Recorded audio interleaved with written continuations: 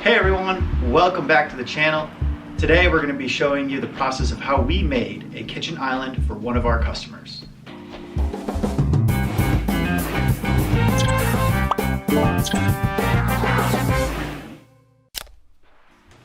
Alright, so for this project, the materials that we've used are hard maple for the top, walnut as a ribbon that goes around the countertop, Baltic birch for the drawer and drawer boxes, and also some hard maple for the base slots. There's going to be pine used in the leg rails, and the unfortunate thing is that we didn't capture the building of the legs and also the painting, just because the conditions in the shop were not conducive for the camera. Anyways, we hope that you enjoy this build, and if you do, go ahead and subscribe and hit that like button. We always love it when we hear that. We have new subscribers. So thank you so much for watching. We hope you enjoy. All right, just getting started here. We're going to look at the drawer box inserts. I used a dado blade to cut these 6 inserts out. Here's the drawer box. Got the rabbits and dados all cut out. All right, so the drawer sitting up on its side, as you can see, is perfect. Nice and flush. All the joints are beautiful. Right here, that looks good. That's nice. Nice and square. Everything looks good. So I'm gonna go ahead and put some glue in this, and we'll put our pocket screws in this thing. They'll be ready to go into the box. All right, and as you can see, here's the assembly of the drawer box. Some wood glue and clamps will hold that in nicely. Time to process the countertop. Gonna be using a hard maple for this. And as you can see here, just squaring things up, gonna get some rough lines with a T-square so that I can use the biscuit jointer, putting one biscuit about every 8 to 10 inches. All right, and it's time for the glue up. Before I do a glue up, I always do a dry fit. So as you can see, the clamps are down. I've got everything in its place and ready to go, because once the glue hits the wood, you only have a few minutes before it starts to set up. Now, there have been times I've done a glue up, and after I'm done, I have some significant cracks between the wood. This is usually caused to a lack of glue, or your clamps aren't tight enough. So whenever I do glue now, as you can see, it's dripping over the side. I am very generous with the glue. It's a menial expense, and it's definitely worthwhile to use more than less. So as you can see, I filled those pockets with a little wood glue, and I'm just tapping those biscuits in with the mallet. I'm going to stack them on top of each other and use the mallet to tap them all together. Once I get them all together, I'm just going to put them flat in the clamps and tighten the clamps, starting from one end and working my way to the other.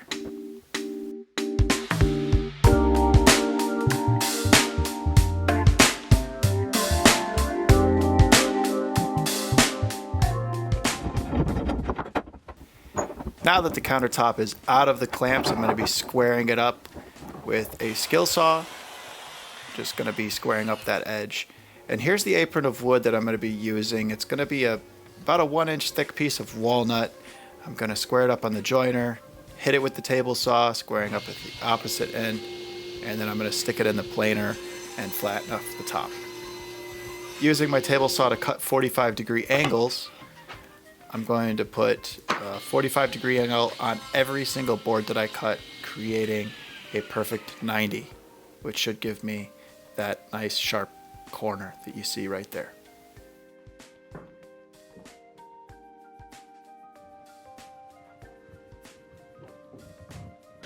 All right, so now that I have all my miter joints cut to length, and my dowel holes have been pre-drilled in the walnut pieces, I'm gonna go ahead and start on one end. I'll choose the side here, and I'll use a clamp to hold my countertop in place, and go ahead and drill a pilot hole, and then I'll drill my dowel hole, working 1, 2, 3, working these down on this side, and then I'll go and just work my way all the way around the countertop until I get all the dowels in place. And once they're all in, I'll go ahead and cut them off and do the finish sanding.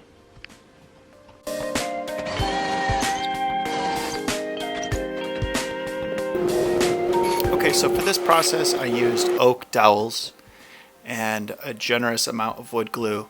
And I just got that dowel started and I worked it all the way across the top of the countertop to make sure that the walnut was flush with the hard maple.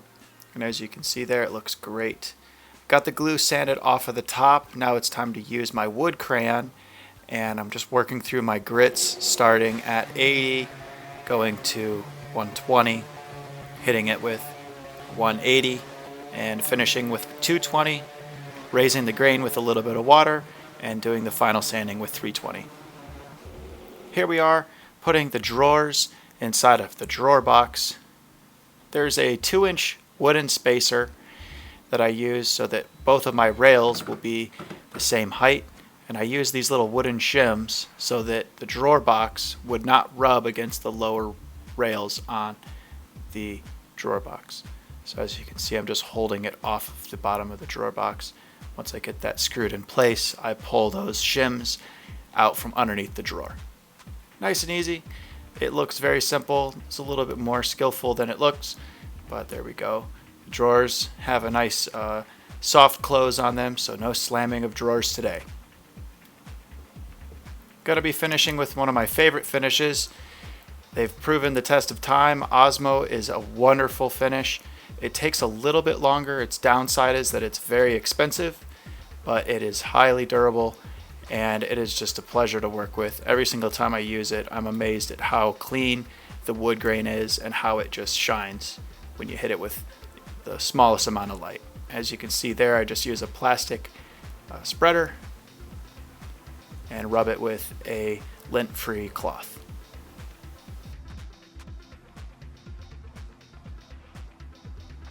All right, so I've gone ahead and cut out my drawer faces with 3/4 inch Baltic birch plywood, and as you can see, you've got 13 layers. So what I'm going to do is use that walnut that we used around the perimeter. I've got some leftover pieces of that. I'm going to, or I've already stripped them down to the correct size, and I made a few extra just in case there's a couple ugly spots. Going to be putting some wood glue on the back side of the walnut strips and just using the brad nailer to nail it and secure it to the Baltic birch plywood. Once it's dried, I'll go ahead and run my sanding pads over it, the same grits that we use for the tabletop. And then we're going to be using Osmo as our finish for everything in this project except for the areas that are painted.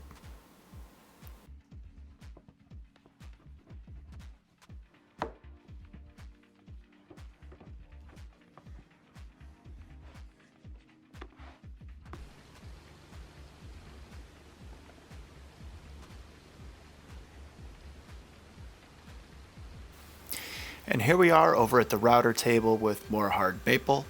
These are some strips. They're about 4 inches by just under 2 feet long. And I'm going to use them in the lower rack. And I'm going to use a piece of 3/4 inch plywood as my spacer so that they're evenly spaced. And before I use my brad nailer to secure them to the lower rack, I'm going to make sure that all of the gaps are the same.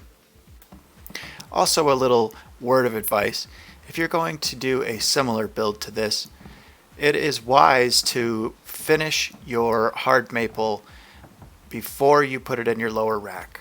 This way you don't have to worry about getting any of your finishing agents onto your painted portions. And as you can see here, I'm just going to use the brad nailer to secure these hard maple pieces to the lower rack.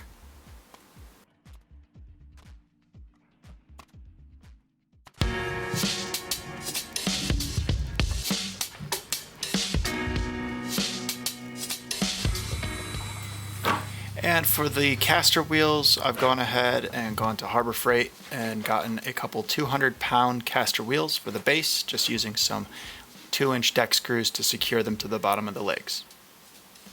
Here's a couple before and after shots. The before here at the client's house, I'm just going to remove that old kitchen island and wheel the new one in. As you can see, it glides effortlessly on this linoleum floor. Needless to say, the clients were very satisfied with the work that we brought to them, and they just love the idea of having a kitchen island that they can move from one place to another. Thank you so much for watching the video today of how we built our kitchen island. If you have any questions or concerns, go ahead and leave a comment down below. And if you like what you saw today and would like to see more, go ahead and support us by hitting that subscribe button. Don't forget to hit the like button on your way out too. Thank you so much for watching, and we'll see you next time.